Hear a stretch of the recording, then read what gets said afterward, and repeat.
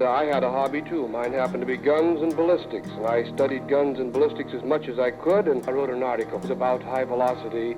So out of all my years working at Weatherby, the last 5 have been some of the most exciting. Working with Adam, with him running the company. And to think that I get the opportunity of carrying on my grandfather's legacy 75 years later here in Sheridan, Wyoming, I mean, it really is a dream come true. Oh, I'm home. Thank God I'm home. On our mark, the Weatherby Podcast.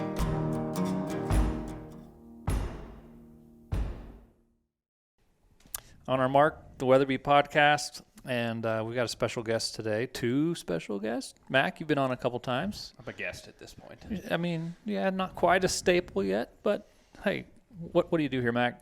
I am the content producer, so I do all the film, video, pictures, anything you see out there on the interwebs or internet's probably had a hand in it. Yep.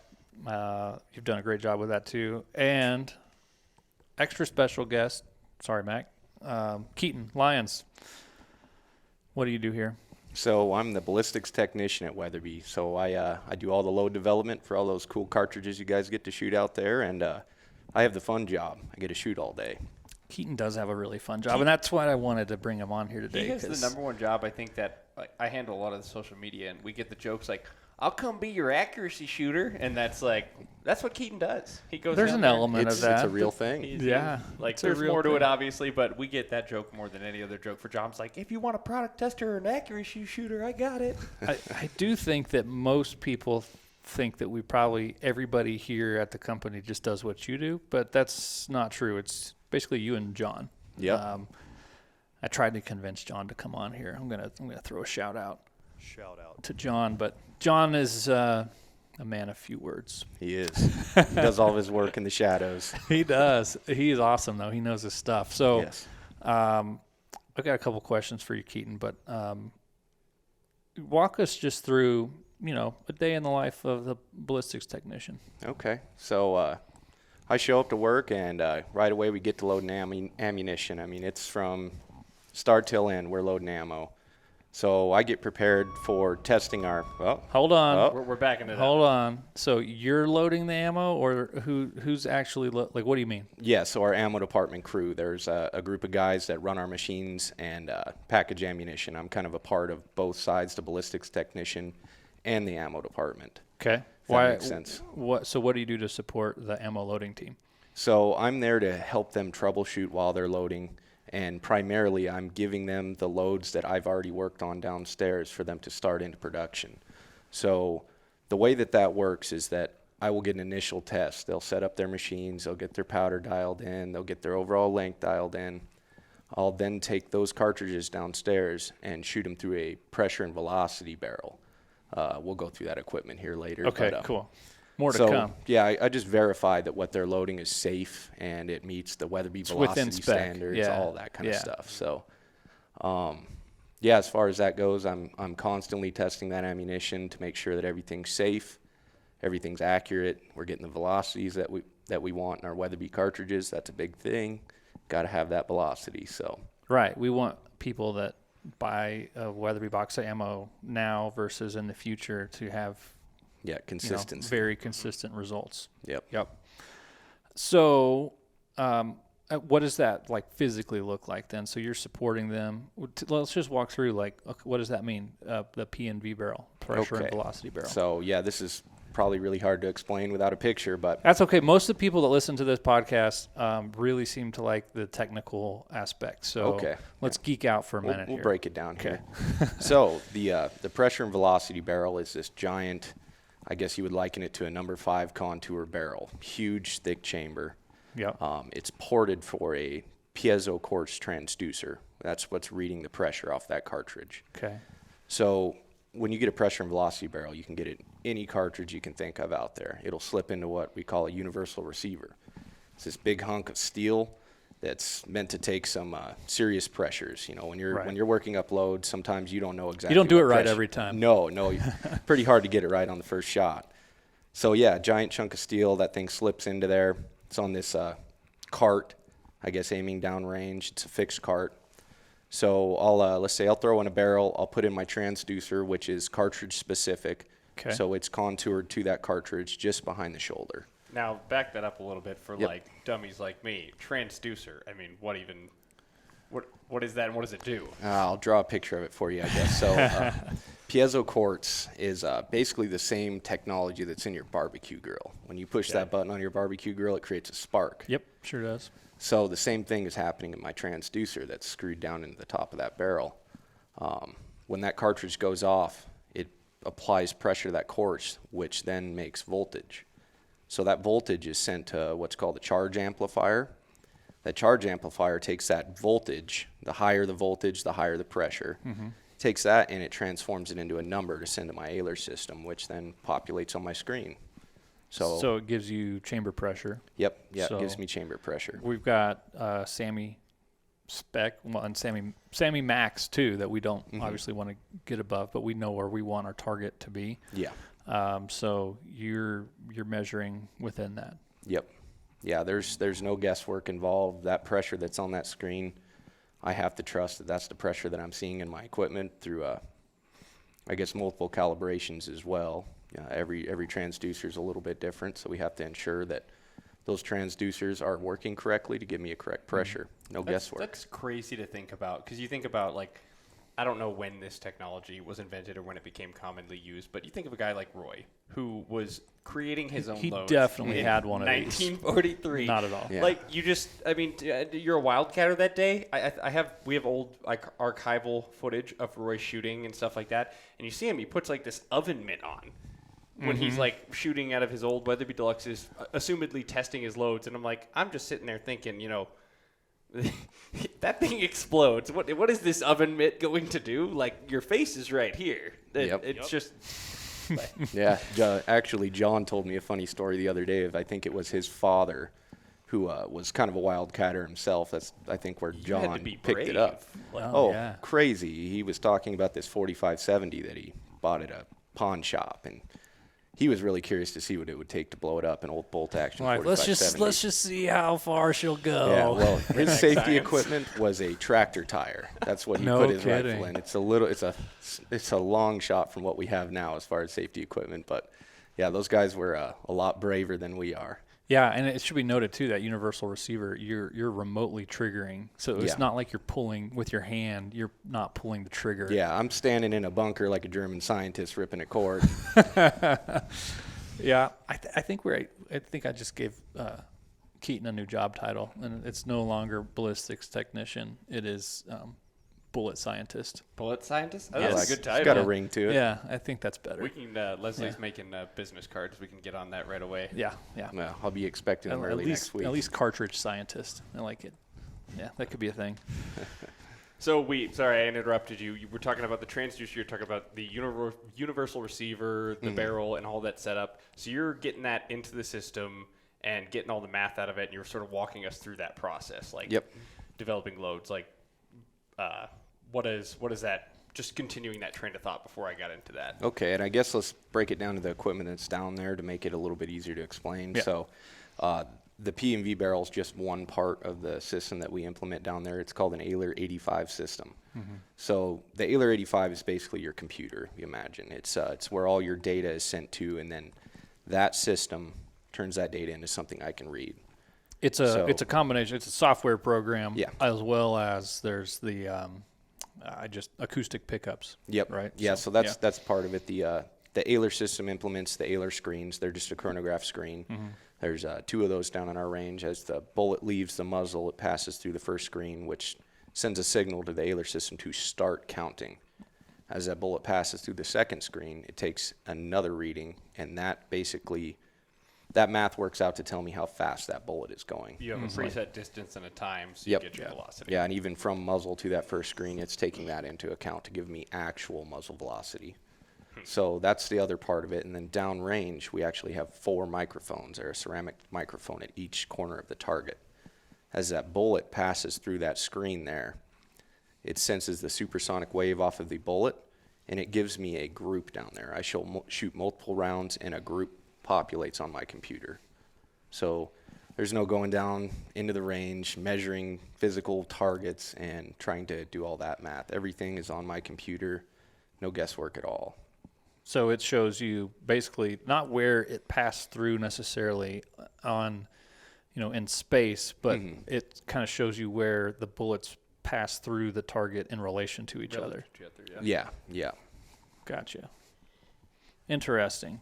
So let's talk a little more practically. So it's already become public. The 338 RPM is coming out, but maybe let's just talk about how the development of the 338 worked out. Like you loaded for me for a hunt some early brass that we fire formed out of 6.5 RPM brass, basically. So, what was your involvement in that, and what'd that look like? So I kind of came in a little late on the 338 RPM. It was kind of already being developed. I stepped in the door, and we started pretty heavy on that one. It was a lot of early stuff. We didn't have brass for it at all. We were making all of our own brass. Still don't. Yeah, hopefully soon. Yeah, hopefully. But, it should be any day. Any day. I'm crossing my fingers. But, as far as making that brass up and then just going through the steps of trying to find powders that land in our very small spectrum of powders that we see considered viable for that cartridge. Not every powder is built the same, so it was a lot of that, just trying out different powders. And you're doing that one at a time, just like average guy would do in their basement or their garage. Yeah, I'm going out and single stage press. Bumping powder up, bumping powder down, going as far as like the environmental sensitivity of these powders. Contrary to a lot of the charts you see online that say, hey, this powder's pretty stable and this one's not, we test every single one of them to I would say a higher standard than most people would. I think military, it's down to freezing and up to 90, 100 degrees. We go much farther than that, down to the temperatures that we would deem like a hunter would be on. Right. Find yourself in Alaska in sub-zero temperatures, or you find yourself down in New Mexico in 100-degree heat plus. Yeah. We test all of our cartridges to those standards. So it was a lot of doing that. Max shot a thing in Wyoming at what, minus 30? Minus 31. Minus 31? Wow.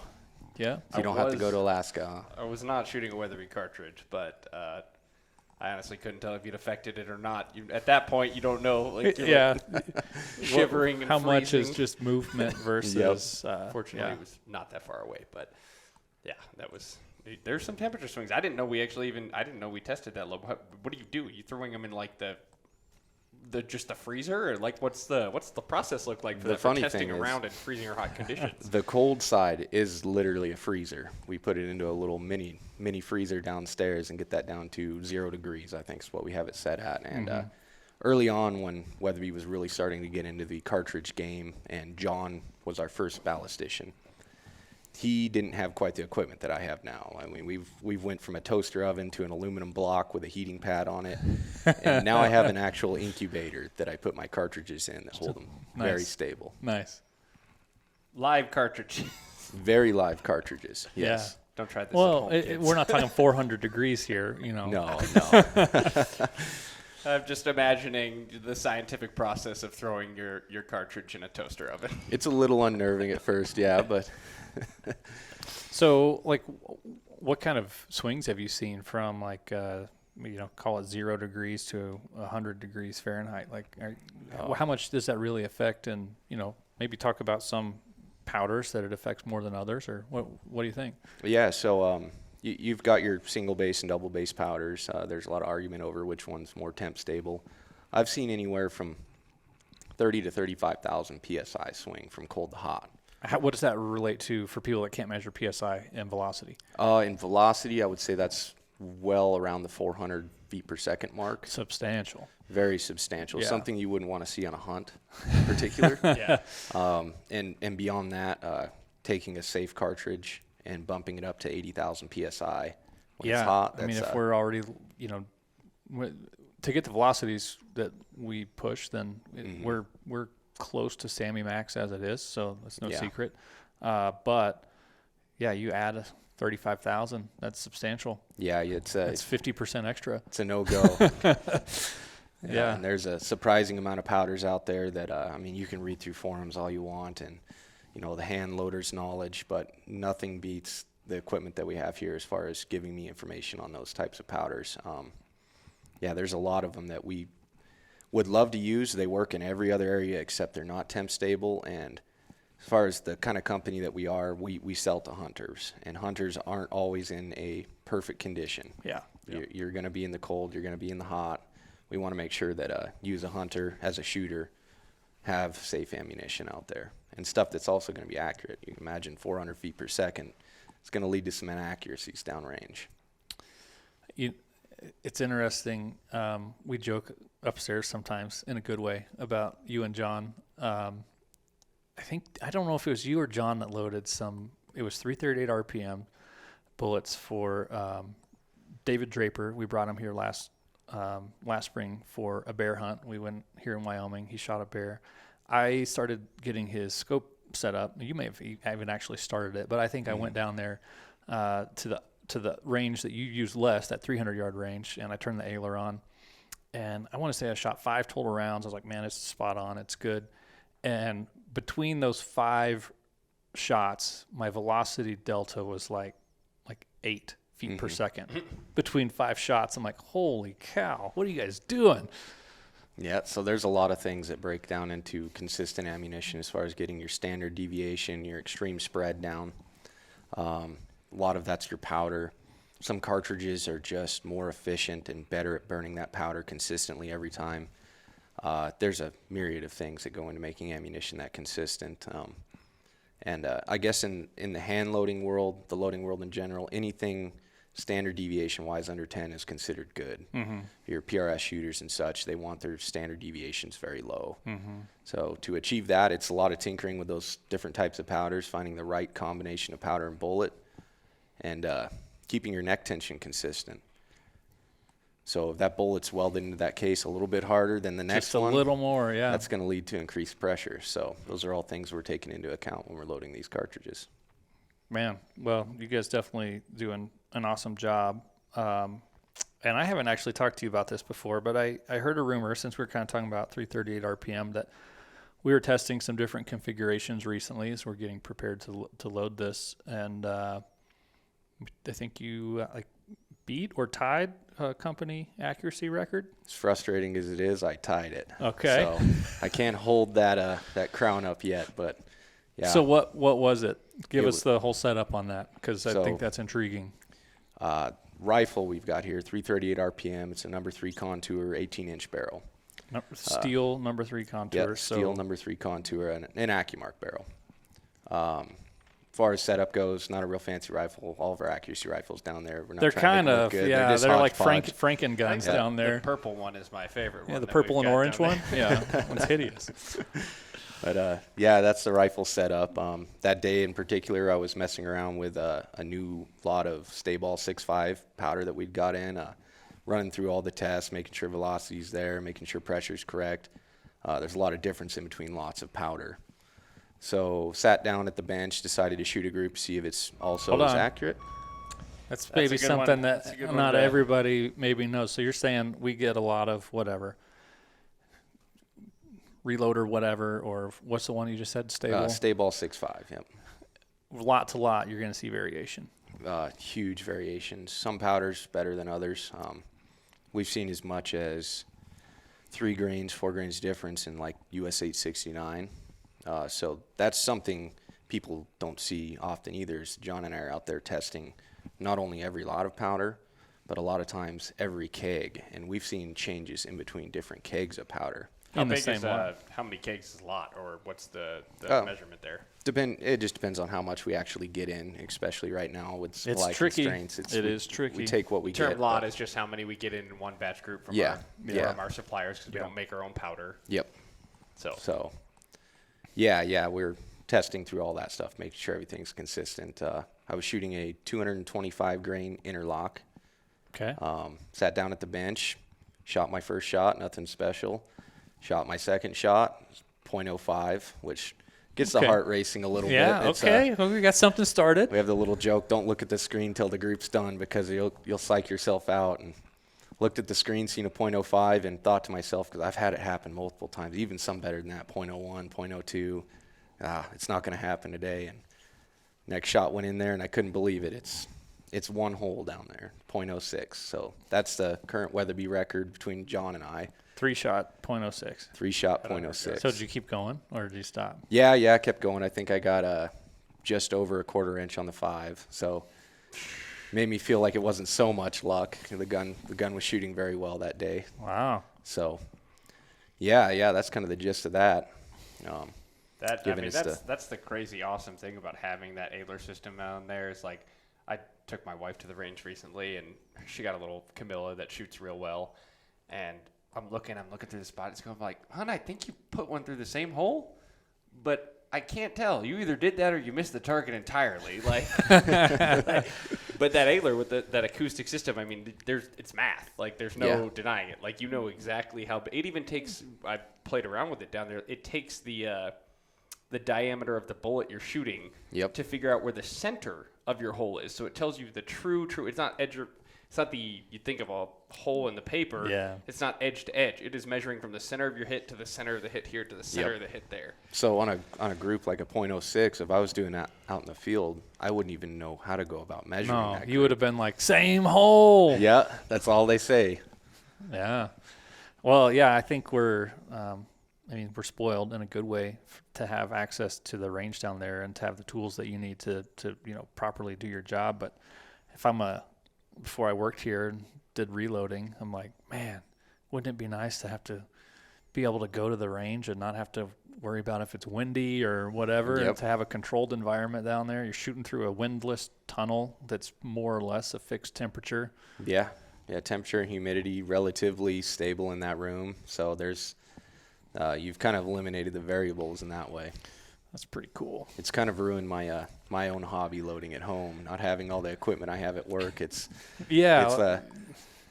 like going from a Lamborghini to a Volkswagen Bug, that kind of thing. We guys have done such a good job overall with all of our loads now that, I mean, they're so consistent. What's the point of reloading? Yeah, exactly. You're not saving any money these days either. No. So with the prices that just the projectile are out there, it's ridiculous. It's unbelievable. It's true. Mac, you got any more questions for Keaton? I actually do, because I'm curious about some of it, just briefly. I'm not going to drag us on here too long, but I think people would be kind of interested. I mean, you shoot guys for accuracy down there, you and John do. What's like an average day? Because if I'm an outsider looking in, I'm like, okay, Weatherby occasionally develops a new cartridge. You can't come out with one every day.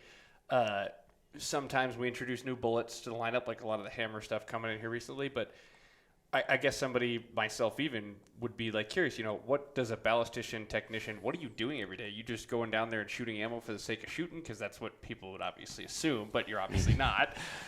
Got nothing to do today, just going to start shooting stuff. What is testing the lots do? What are you looking for? I know you take random stuff out of, we do runs on ammunition, stuff like go into some of that, like the day-to-day, like what it is that you do that ensures as a whole the ammunition we're putting out the door is good, and then looking forward, you're always trying to improve on stuff. Yep. Okay, so yeah, beyond the ammo department stuff and making sure that their stuff's going okay, I'm downstairs going through whatever kind of idea we come up with that day.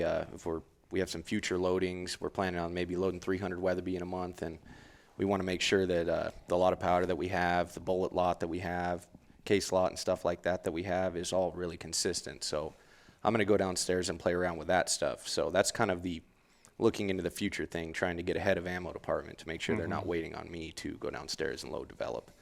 And then past that, it's a lot of just experimenting, anything that we can think of, especially right now. We've thrown a lot of stuff at them from an experimental thing. You touched on it.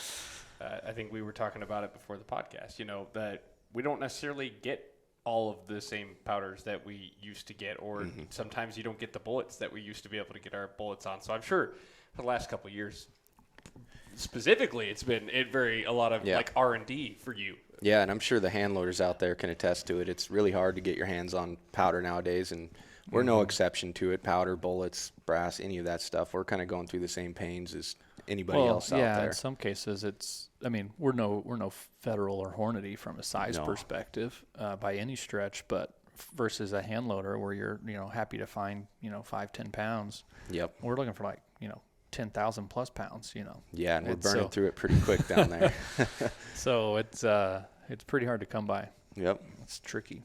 So, yeah, as far as that goes, John and I are always looking at new powders that we can possibly implement into our line, and running the myriad of tests on that. It's a long process. You know, you grab one powder and you're trying it in all of the different Weatherby cartridges, trying to figure out where it works and where it doesn't.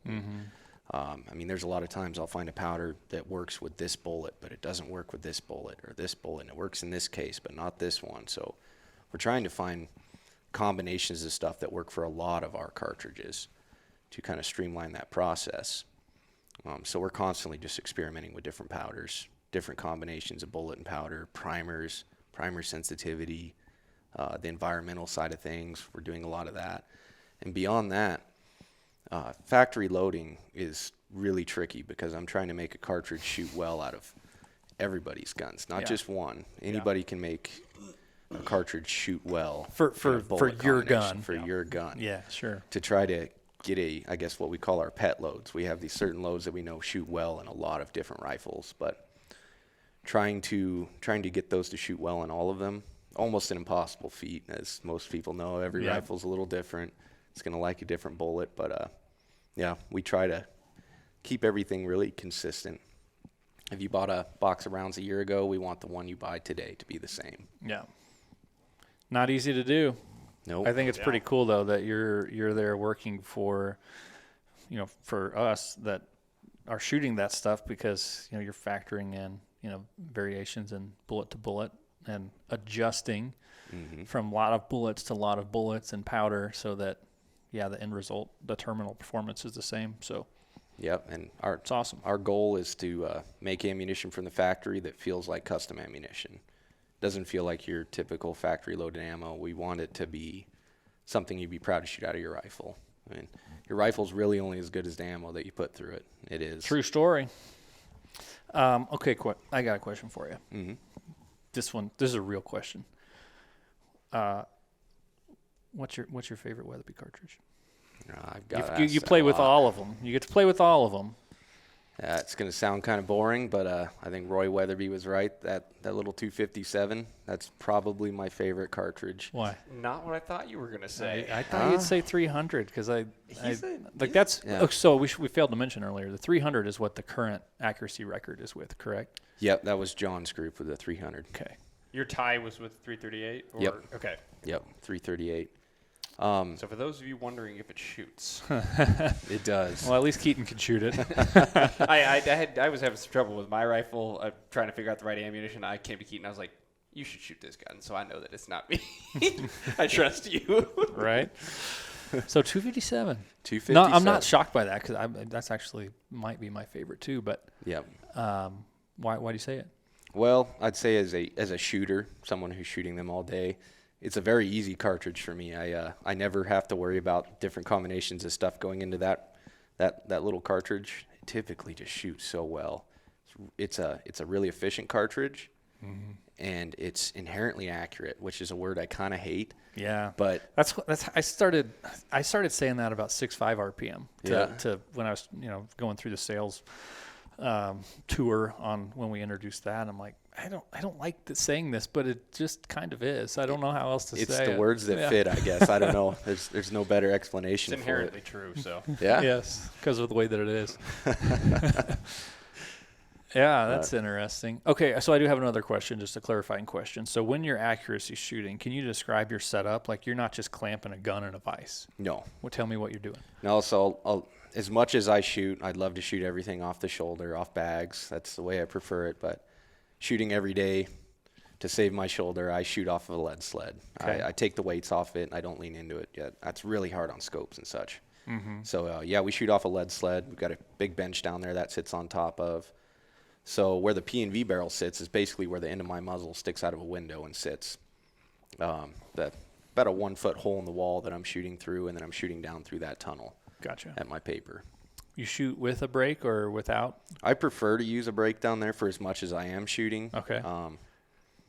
And Yeah, that's pretty much it. It's a little easier on the shoulder. I got plenty of hearing protection to cover myself from that one. So, have you noticed any change in accuracy with or without a brake? I've experimented a little bit with it a few times. Nothing really concrete that I can say, it's more accurate with a brake or not. Depending on the rifle, I've seen a little bit of POI shift between a brake and no brake. Point of impact, yep. Yeah, point of impact. Accuracy-wise, I really can't attest to saying that it's more accurate with or You without a haven't brake. seen anything that would say No. one way or another. No, my personal rifle, a 270 Weatherby that I had changed out the brake to a side port brake that accepts a suppressor. Yep. And I did notice a POI shift, and accuracy changed a little bit, but it's hard to say because of group dispersion. I mean, you could shoot 100 rounds, and Sure. you're going to have a little bit different grouping every time. Yeah. See, that's why I was surprised. I knew how much you loved that 270. I thought you were going to pick that. He talks about this gun all the Old time. Trusty, but Old Trusty. It's killed a lot of animals. What model? Yes. What model is Old Trusty? it's actually not really a model. Of course it is. Not So, a real model. It's I think it's an old experimental barrel that we had laying around here. Oh, no kidding. It's a 24-inch proof research barrel, the old carbon mark. Yeah. Custom shop had built. Yeah, we me never offered a carbon mark in a 270. No. Okay. That's All what right. piqued my interest with this little rifle. I got lucky. They built it for an accuracy rifle downstairs, and a lot of our accuracy rifles, we try to make them consistent to what the consumer is going to be shooting. The same length of barrel, the same contours of barrel. We have Sure. we have our carbon marks down there and our Accu marks, and we try to tailor our ammunition to work in those. Well, a 24-inch 270 proof barrel really didn't fit in that, so Yeah, this I ended just up taking up space, really. I ended up picking that rifle up, and it's been Old Trusty for the last year here. So Nice. Took a bull down with that last year, correct? yeah, we took everything with How him far last was year. that one? He was only at 200. Oh yeah, Okay. you were shooting the hammers, weren't you? Yep. Yeah, I Yeah. was playing around with the hammer bullets. We've been doing a lot with them recently. Really been liking their products. I shot everything with hammers last year, antelope up to my elk. We're gonna probably post this in the near future, so I'll talk about it on here. But we got a vapor trail from a hammer bullet yesterday. I've never seen anything like it. It's And insane. I don't know what I don't know what that was or what the conditions were, but I don't know. It was If yeah. you guys will see it, it'll probably come out in an email blast or something. But it's like if you've ever seen like those gender reveals with the powder, Yeah, kind it of was- looked like somebody it was- stuffed their barrel with some of that. It's like they like did half gender reveal powder with their gunpowder, and yeah, it was nuts. Wow. Yeah, it was pretty crazy. And it's Anyway. a short shot too. Yeah, Like it was usually you 100 think of yards or vapor something. trails, you It- think of these long. I don't know if that was Weatherby or not. I don't know what it was. We got it straight from the guys at Hammer, and It was I pretty cool. watched it, and I'm like, holy cow! I can say with those hammer bullets, I've noticed it shooting long out at the Weatherby range, and the vapor trail that comes off those bullets is next to nothing. I mean, it is crazy how much vapor trail those put out. It's Why just would it? I'm not a bullet scientist like you are. That would be like metallurgist at that point. Like you're trying to figure out what they're an all copper bullet. Like what? I don't know if that plays into it at all. Bullet surgeon, cartridge surgeon. Yeah. No, that's wild that it would be a better. That'd be a good content test for us to try to do sometime, Mac. Side is by like, sides. yeah, same environmental conditions, same powder, but just like bullet to bullet. Like you I know see what a better you want vapor trail. on a camera to get a better vapor trail. Humidity in the air is good. Yeah. Sometimes if it's a little warm too, and you get like the heat waves, like that really improves Yeah. a Sun vapor position. trail. Sun position is huge, reflecting off the bullet. But I don't know what would make bullet to bullet. Yeah. Not a bullet It's like surgeon. it's like they had special lighting for it, or CGI. I don't know. Anyway, Keaton, you got anything else that we didn't ask you, and you're like, man, I really wanted to talk about this. Oh man, I can't think of anything off the top of my head. Yeah, I really can't think of anything else. You guys kind of covered all the bases there. We're gonna go slam some bears with those hammers. Yes, we are opening bear this weekend. We're gonna go out and daw bears. Bears. Yeah, bear season opens Sunday, right? Sunday So, at for Buck Crack. rifle. Yep. Yeah. So, yeah, it's pretty much game time. I'm not getting out from opening day for the first time in a couple years, but I'll be out there eventually. So Don't worry, we'll be out there for you, Luke. good. Just don't fill that quota for me yet. It's so. like if you wait, you might. I know that's the risk. If you don't know, Wyoming's got a quota, especially right here in the Bighorns, and it's based on sows. So I think this most of the unit is close to office is a 8 sow unit. So you got 48 hours to report. 72. I think. 72. Yep. So most people wait. If you shoot the first day, they wait just out of courtesy. So you kind of have 3 days no matter what. But if for some reason somebody or everybody shoots sows, it could shut down after 3 days. Yeah. Makes for a short season. It didn't fill last year, so It took like almost 2 weeks to fill. because one of the guys I know shot his bear at the last day, so Yeah. it stayed open. So hopefully people shoot just the boars and it stays open, so everybody can enjoy it. Yeah, we'll cross our fingers. Keaton, we're glad you're here, man. Watching out for everybody, making sure their loads are consistent. I think it's awesome. Well, pleasure to be here, guys. I'll trade you jobs. Anytime. Hasta la vista, baby.